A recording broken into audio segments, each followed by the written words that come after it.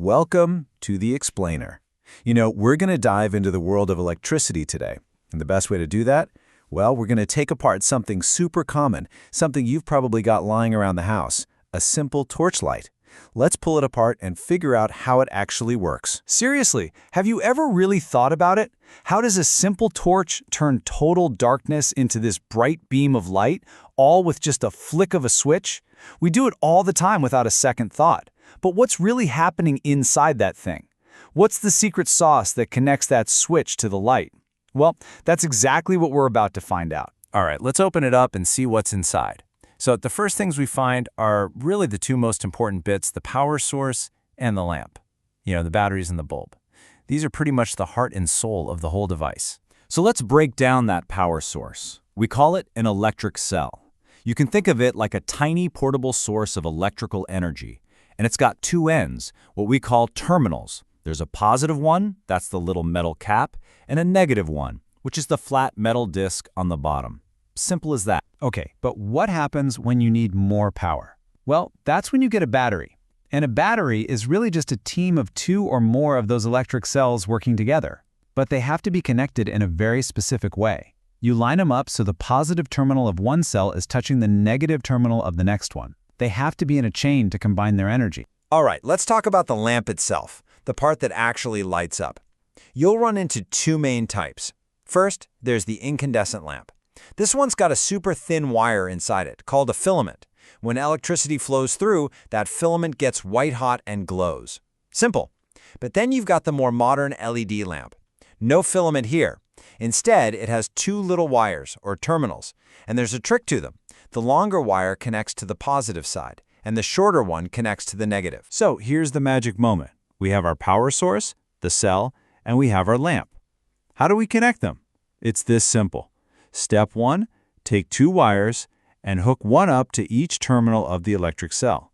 Step 2, take the other end of each of those wires and connect them to the lamp's two terminals. And what happens? Step 3, the lamp glows. It's that easy. And what we just built, that complete path, has a name. It's an electrical circuit. And this is the most important rule of all.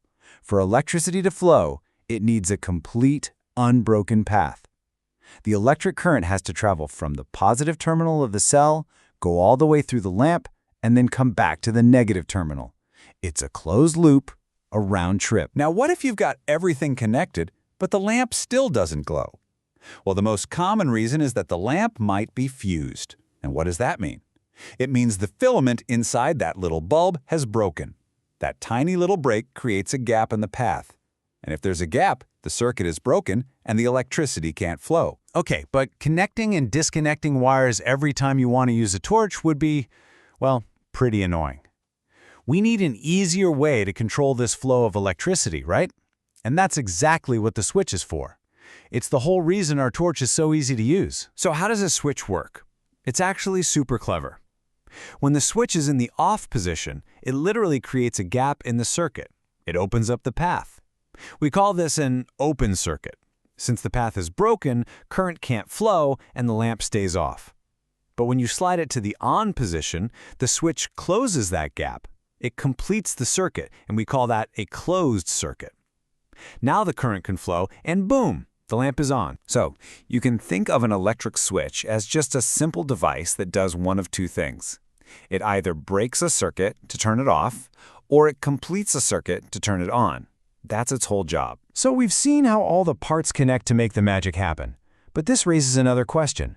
Why are the wires always made of metal? And why are they always covered in plastic? What's so special about those materials? Well, it all comes down to this: conductors versus insulators. Some materials, like a metal key or aluminum foil, let electricity pass right through them. No problem. We call these conductors. But other materials, like a plastic scale, rubber, or wood, they do the exact opposite. They block electricity. We call those insulators. The metal wire is the conductor, and the plastic coating is the insulator that keeps the electricity contained and safe. And this leads to a really important safety point. Our body is a conductor of electricity. That's a fact. So you have to be super careful around electrical appliances. The insulators are there for a reason. to protect you. So when you look at it, the torch circuit is a pretty simple loop, right? It's powered by a battery, and the electricity flows in one steady direction. We call this direct current, or DC. But the power that comes out of the wall sockets in your home, that's a whole different animal. It's called alternating current, or AC. And that kind of leaves us with a bigger question, doesn't it?